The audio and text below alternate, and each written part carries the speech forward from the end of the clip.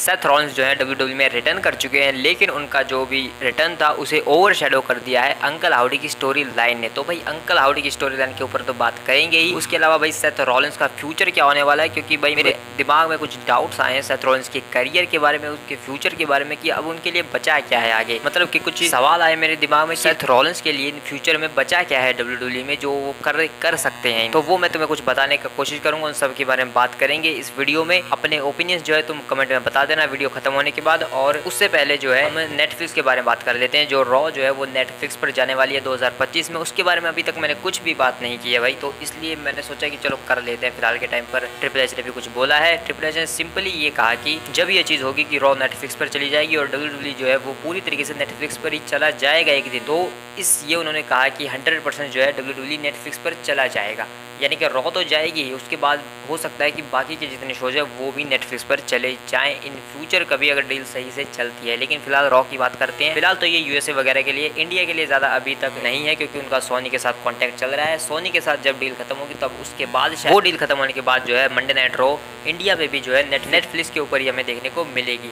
तो भाई इससे ये बताओ कि इंडिया में डब्ल्यूडब्ल्यू की फैन फॉलोइंग बढ़ेगी या घटेगी, क्योंकि जहाँ तक मुझे लगता है भाई नेटफ्लिक्स के पैक्स जो है बहुत ही कम लोग लेते हैं इंडिया में। अगर वो ज़्यादा हाई कर दें और इस तरीके की रेंट वाली चीज़ें, तो सोनी के साथ तो फिर भी वही थोड़ा सा काट करके चला लेते हैं लोग, और टीवी पर भी आता है। उसके बाद जो है टीवी पर आना बंद हो जाएगा, सिर्फ ओटीटी के ऊपर रहेगा, तो भाई ये एक अलग चीज़ हो जाएगी। तो वो सब होगा तब होगा जब देखेंगे। लेकिन वही ट्रिपल एच ने कहा कि चीज़ें जो है सेंसर नहीं होंगी फिलहाल के टाइम पर। जो होली शीट होता है और रॉक आकर भाई जो भी कुछ बोल देता है तो वो चीज़ें सेंसर करनी पड़ जाती है, हमें बीप करना पड़ता है, हम उन्हें संभाल नहीं पाते हैं।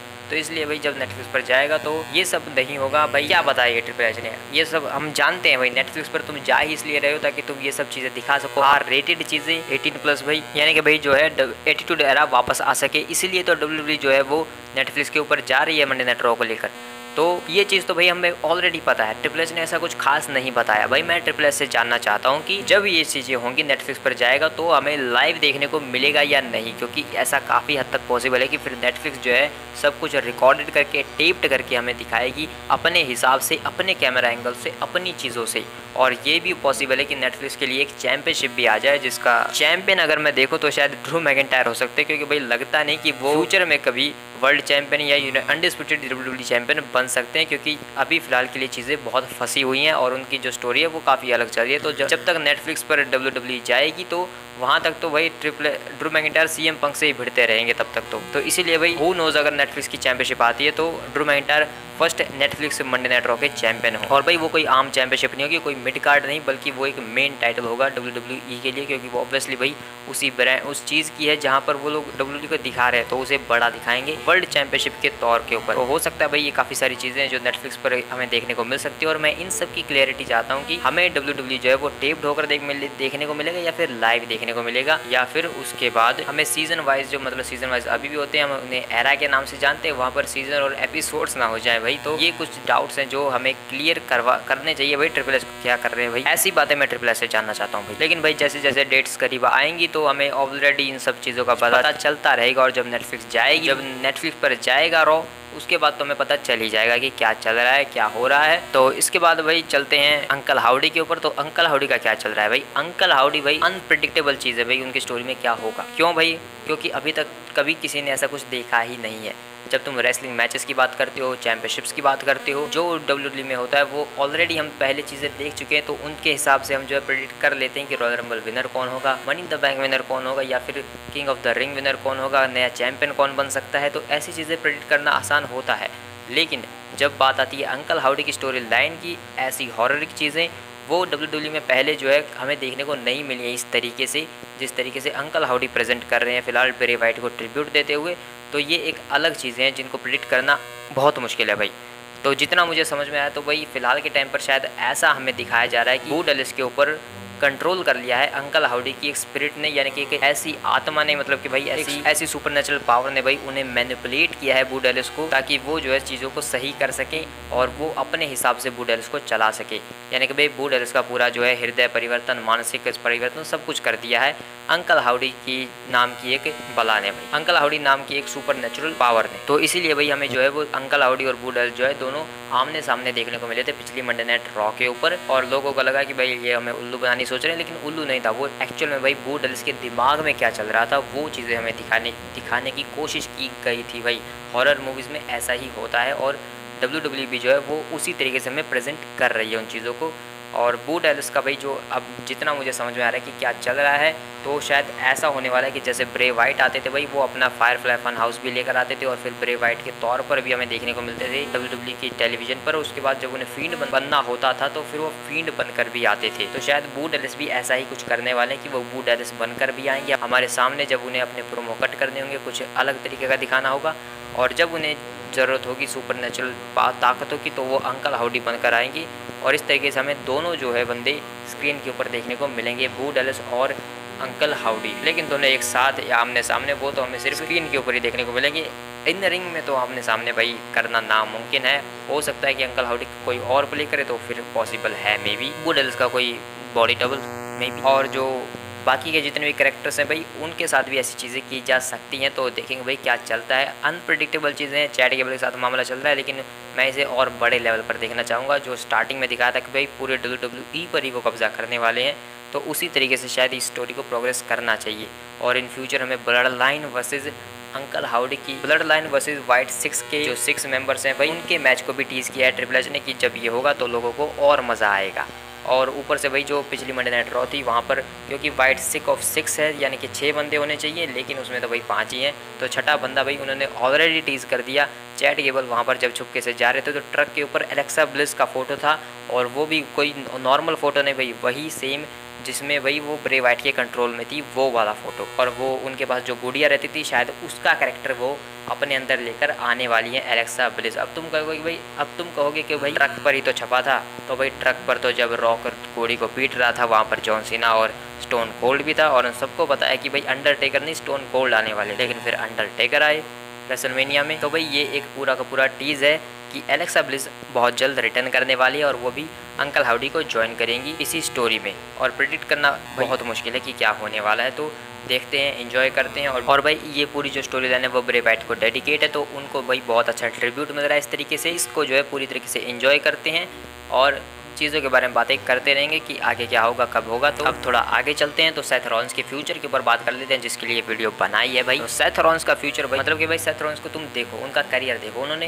WWE में सब कुछ कर लिया है। उन्होंने मनी इन द बैंक जीता है, उसे जो है हिस्ट्री का सबसे बड़ी चोरी बनाकर प्रेजेंट किया है हमारे सामने। उससे बेहतरीन कैश इन जो है WWE में कभी हुआ नहीं था भाई, तो वो सेथ रॉलिंस ने करके दिखाया। रॉयल रंबल विनर वो बन चुके हैं। हर एक टाइटल को भाई उन्होंने 2 बार भाई हर एक टाइटल को जीता है जो मेन टाइटल्स होते हैं, इसलिए वो 2 टाइम ग्रैंड स्लैम चैंपियन है। क्योंकि जब कोई बंदा हर एक टाइटल को जीत रहता है तो वो एक बार जो है ग्रैंड स्लैम चैंपियन बन जाता है कि उसने WWE में हर एक टाइटल को जीत रखा है। लेकिन जब वो बंदा हर टाइटल को 2 बार जीत लेता है तो वो 2 टाइम ग्रैंड स्लैम चैंप बन जाता है। और ऐसा करने वाले सेथ रॉलिंस जो है वो दूसरे बंदे हैं। पहला बंदा कौन है भाई वो द मिज है, मतलब मिज ने ये सब किया है भाई मिज ने बहुत कुछ किया है करियर में अपने, लेकिन भाई लोग ही उन्हें ज़्यादा भाव नहीं देते हैं क्योंकि लोग उनकी ज़्यादा रिस्पेक्ट नहीं करते उस तरीके से भाई, तो क्या ही कर सकते हैं भाई, छोड़ो। लेकिन सेथ रॉलिंस की बात करें तो उन्होंने बहुत कुछ किया है भाई, उन्होंने अपना पूरा करियर सेटअप कर रखा है, फैक्शंस में वो रह चुके हैं, ब्रेकअप्स दे चुके हैं और फिर बेट्रेल्स कर चुके हैं और अपने कैरेक्टर्स में इतनी बार चेंजेस कर चुके हैं, मर्चेंडाइज सेलर हमेशा रहे हैं, फेस बन चुके हैं WWE के कई बार। तो उन्होंने बहुत कुछ कर लिया भाई, उनके लिए फ्यूचर में बचा ही क्या है। उनके फ्यूचर में जब वो रिटर्न किए तो भाई उनका रिटर्न इतनी जल्दी हो गया कि कुछ प्रिडिक्ट करना कि उनके लिए क्या है आगे इन फ्यूचर 2024 में वो क्या करने वाले कुछ नहीं पता भाई। और जब ऐसा होता है कि सेथ रॉलिंस का हमें कुछ पता ही नहीं कि आगे वो करने क्या वाले हैं, तो भाई वो फिर से अपना कैरेक्टर चेंज करते हैं, कभी हील तो कभी फेस बन जाते हैं। और अभी ऐसा देखकर लग नहीं रहा कि वो हील कैरेक्टर प्ले करने वाले हैं बहुत जल्द, उसमें भी टाइम है। लेकिन सेथ रॉलिंस से भाई कुछ भी कर सकते हैं, हो सकता है कि हील भी बन जाए, लेकिन ये उसके बारे में नहीं है। मैं बहुत ज़्यादा लंबी चीज़ों के बारे में सोच रहा था कि बहुत ज़्यादा लॉन्ग टर्म में सेथ रॉलिंस के पास क्या बचा है करने को WWE में। उन्हें कौन सा भाई 13 टाइम 15 टाइम 16 17 टाइम चैम्प बनना है, उन्हें उसकी ज़रूरत नहीं है फिलहाल के टाइम पर। टाइटल्स को उनकी ज़रूरत है जब टाइटल्स को उनकी ज़रूरत पड़ेगी तो टाइटल उनके पास आ जाएगा। लेकिन अब बात करते हैं भाई उनके फ्यूचर की सबसे बड़ी 3 चीज़ों के बारे में जो हमें देखने को मिलेंगी कभी ना कभी, और यही जो है सेथ रॉलिंस के लिए बचा है WWE में। और वो है भाई सबसे पहले तो भाई उनका कोडी रोड्स के साथ मैच। उन्होंने डील की थी भाई मैं तुझे रेसलमेनिया में चैंप बना दूंगा और मुझे मैच चाहिए अनडिस्प्यूटेड चैंपियनशिप पर। तो वो कब देखने को मिलेगा भाई, वो तो उसका तो अता पता नहीं भाई कब देखने को मिलेगा, लेकिन बहुत जल्द शायद हमें देखने को मिल ही जाएगा। वो वहाँ पर जीतेंगे हारेंगे उसका भाई कुछ नहीं कह सकते। उसके बाद जो उनकी सबसे बड़ी स्टोरी आती है वो है भाई CM पंक के सामने, जब CM पंक के साथ उनकी राइवलरी चलेगी। और भाई CM पंक वर्सेस सेथ रॉलिंस की राइवलरी जहाँ तक भाई देखने को मिल रहा है तो वो भाई नेटफ्लिक्स पर जब रॉ जाएगी तभी देखने को मिलेगी, उससे पहले तो नहीं लग रहा भाई, क्योंकि ड्रू मैकिंटायर और CM पंक का भाई ऐसा चल रहा है कि वो रेसलमेनिया 41 तक जाने वाले हैं। ऐसे में भाई 2025 में रेसलमेनिया 41 जब खत्म होगी उसके बाद ही सेथ रॉलिंस वर्सेस CM पंक का कुछ स्टार्ट हो सकता है। और एट दी एंड जो सेथ रॉलिंस के लिए बचा है एक लास्ट स्टोरी, वो है भाई द शील्ड का ब्रेकअप। द शील्ड फिर से रीयूनाइट होगी, फिर से ब्रेकअप होगा। इन तीनों बंदों का जो है शील्ड के जितने भी तीनों मेंबर्स हैं उनका एक मैच देखने को मिलेगा, और वो एक end of an era match होगा जहाँ पर ये जो नया एरा है वो भी ख़त्म हो जाएगा। एक तरीके से पूरी जो द शील्ड की लेगेसी है वो वहाँ पर ख़त्म होगी और सॉल्ट ऑफ ट्रिब्यूट देखने को मिलेगा। और हो सकता है कि वहाँ पर जाकर डीन एम्ब्रोज या सेथ रॉलिंस भाई वो रिटायर भी हो जाएँ, क्योंकि भाई ये मैं बहुत आगे की बात कर रहा हूँ, अभी नहीं, 2035 के अराउंड की भाई वहाँ पर जाकर ये चीज़ें होंगी। 2030 या 32 के भाई, जो 2030 के बाद ही बात भाई, यानी कि भाई बहुत लंबी स्टोरी है, बहुत आगे तक की बातें हैं ये जब ये सब होगा, क्योंकि ये भाई बहुत जल्दी नहीं हो सकता शील्ड का ये सब, क्योंकि जब तक डीन एम्ब्रोज आएंगे तो वो होगा नहीं। और WWE जो है वो टीज़ कर भी रही है भाई एक तरीके से। उन्होंने भाई अभी क्लिप डाली, बाकी वो डालते ही रहते हैं यूट्यूब पर ऐसा कुछ ना कुछ, लेकिन उन्होंने भाई शील्ड का जो है सबसे डोमिनेटिंग फेज डाला 2012 से 14 तक का। तो भाई सेथ रॉलिंस के जो है इन फ्यूचर में ये 3 चीज़ें सबसे इंपॉर्टेंट हैं। उनका कोडी रोड्स के साथ मैच है चैंपियनशिप के लिए, और उसके बाद जो है फिर CM पंक के साथ उनकी राइवलरी जो शायद सबसे बड़ी राइवलरी होगी उनके इतिहास, उनके पूरे करियर की। और उसके बाद भाई उनका शील्ड का एक लास्ट टाइम शील्ड का हमें एक मैच देखने को मिलेगा, रीयूनाइट देखने को मिलेगा, ब्रेकअप देखने को मिलेगा, पूरी स्टोरी अच्छे तरीके से भाई। और यही 3 चीज़ें भाई सेथ रॉलिंस के इन फ्यूचर में जो है सबसे बड़ी होने वाली हैं। और इनके बीच में गैप्स भी होंगे तो उनमें वो क्या करेंगे, उसके बाद वो क्या करेंगे, तो भाई वो सिंपली जो है ओवर करने के लिए आए हैं फ़िलहाल के टाइम पर। तो मुझे लगता है कि वो 2024 में सिर्फ ओवर करेंगे सारे सुपरस्टार्स को, जैसे अभी वो डेमियन प्रीस्ट को वर्ल्ड हैवीवेट चैंपियनशिप के लिए ओवर करेंगे। और उसके बाद में भी लगता है कि भाई वो जितने भी मंडे नाइट रॉ पर नए सुपरस्टार्स आए हैं, आइजा ड्रैगोनोवा वगैरह, तो उनको जो है वो ओवर करेंगे। ब्रॉन ब्रेकर, आइजा ड्रैगोनोवा, गुंथर में भी भाई उनके साथ भी उनका मैच ज़रूर होगा कभी ना कभी। तो उनको जो है ओवर करने में ही जो है उनका ये साल तो शायद चला जाएगा। अगर वो हील टर्न कर लेते हैं तो फिर चीज़ें अलग हो सकती हैं। लेकिन एक चीज़ और है, मनी इन द बैंक में इतनी जल्दी आसानी से थोड़ी ना हार जाएंगे भाई सेथ रॉलिंस। हो सकता है कि वो जीत भी जाएं और उसके बाद हमें गुंथर वर्सेस सेथ रॉलिंस का मैच देखने को मिले। तो वो तो भाई अभी की चीज़ें मैं तुम्हें आगे की बता रहा था कि सेथ रॉलिंस के लिए फ्यूचर में क्या है। तो सेथ रॉलिंस का फ्यूचर जो है वो एक्चुअल में भाई थोड़ा सा फंसा हुआ है फ़िलहाल के टाइम पर, तो हमें कुछ नज़र नहीं आ रहा। लेकिन हमें पता है कि भाई वो कोडी से लड़ेंगे। उसके बाद जो है CM पंक के साथ भी उनकी राइवलरी होगी, और एट दी एंड हमें इनका जो एंड होगा, जो एंड ऑफ एन एरा होगा, यानी कि भाई जब सेथ रॉलिंस के रिटायरमेंट वाले टाइम आएंगे भाई, तो वो शील्ड का ही मैचेस होंगे जहाँ पर हमें डीन एम्ब्रोज और रोमन रेंस के खिलाफ ये लड़ते हुए नज़र आएंगे। और इस तरीके से भाई शील्ड का भी जो है एक फाइनली पूरी तरीके से ब्रेकअप हो जाएगा। हालांकि रोमन रेंस नहीं चाहते कि WWE जो है कभी भी शील्ड को रीयूनाइट करे, लेकिन वो फिलहाल के टाइम पर इसीलिए बोलते हैं क्योंकि वो सेथ रॉलिंस से बहुत ज़्यादा ही अपसेट हैं भाई इन सब चीज़ों जो हुई हैं पहले। तो आगे जाकर भाई कुछ भी हो सकता है। बिजनेस के लिए भाई WWE कभी ना कभी जो है द शील्ड को रीयूनाइट करेगी ही भाई, क्योंकि उससे पहले तो हमें एक लास्ट टाइम जो है शील्ड का ये पूरा सिनेरियो देखने को मिलेगा ही। तो भाई वेट करते हैं वो चीज़ें कब होंगी, हम उसे विटनेस ज़रूर करेंगे। इस चैनल के ऊपर जो है वीडियो में बात भी करेंगे। तो मिलते हैं अगली किसी वीडियोज़ में, तब तक के लिए बाय बाय। और अपना ओपिनियन देना मत भूलना कमेंट सेक्शन में।